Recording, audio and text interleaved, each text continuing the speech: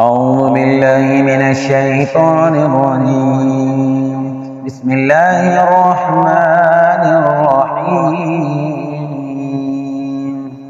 الرحمن علم القرآن خلق الإنسان علمه البيان. الشمس والقمر بحسبان والنجم والشجر يسجدان والسماء رفعها ووضع الميزان ألا تطغوا في الميزان وأقيموا الوزن بالقسط ولا تخسروا الميزان والأرض وضعها للأنام فيها فاكهة والنحل ذات الأكمام والحب ذو العصف والريحان فبأي آلاء ربكما تكذبان خلق الإنسان من صلصال كالفخار وخلق الجان من مارج من نار فبأي آلاء ربكما تكذبان رب المشرقين ورب المغربين فبأي آلاء ربكما تكذبان مرج البحرين يلتقيان بينهما برزخ لا يبغيان فبأي آلاء ربكما تكذبان يخرج منهما اللؤلؤ والمرجان فبأي آلاء ربكما تكذبان وله الجوار المنشآت في البحر كالأعلام فبأي آلاء ربكما تكذبان كل من عليها فان ويبقى وجه ربك ذو الجلال والإكرام فبأي آلاء ربكما تكذبان يسأله من في السماوات والأرض كل يوم هو في شأن فبأي آلاء ربكما تكذبان سنفرغ لكم أيها الثقلان فبأي آلاء ربكما تكذبان يا معشر الجن والإنس إن استطعتم أن تنفذوا من أقطار السماوات والأرض فانفذوا لا تنفذون إلا بسلطان فبأي آلاء ربكما تكذبان يرسل عليكما شواظ من نار ونحاس فلا تنتصران فبأي آلاء ربكما تكذبان وإذ انشقت السماء فكانت وردة كالدهان فبأي آلاء ربكما تكذبان فيومئذ لا يسأل عن ذنبه إنس ولا جان فبأي آلاء ربكما تكذبان يعرف المجرمون بسيماهم فيؤخذ بالنواصي والأقدام فبأي آلاء ربكما تكذبان هذه جهنم التي يكذب بها المجرمون يطوفون بينها وبين حميم الآن فبأي آلاء ربكما تكذبان ولمن خاف مقام ربه جنتان فبأي آلاء ربكما تكذبان ذواتا أفنان فبأي آلاء ربكما تكذبان فيما عينان تجريان فبأي آلاء ربكما تكذبان فيهما من كل فاكهة زوجان فبأي آلاء ربكما تكذبان متكئين على فرش بطائنها من استبرق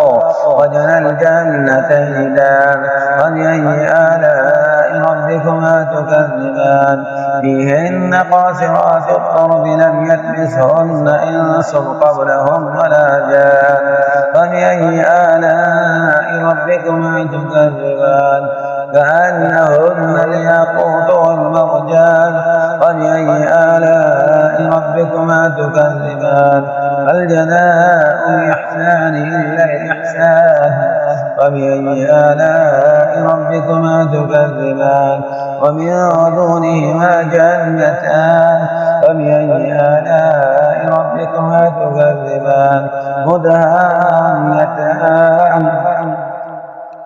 مدهامتان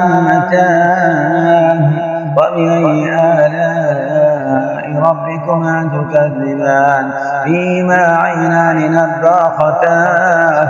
فبأي آلاء ربكما تكذبان فيهما فاكهة ونحل ورمان فبأي آلاء ربكما تكذبان فيهن خيرات حسان فبأي آلاء ربكما تكذبان حور مقصورات في الخيام فبأي آلاء ربكما تكذبان لم يطمثهن إنس قبلهم ولا جان فبأي آلاء ربكما تكذبان متكئين على رفرف خضر وعبقري حسان فبأي آلاء ربكما تكذبان تبارك اسم ربك ذي الجلال والإكرام بسم الله الرحمن الرحيم تبارك الذي بيده الملك وهو على كل شيء قدير الذي خلق الموت والحياة ليبلوكم أيكم أحسن عملا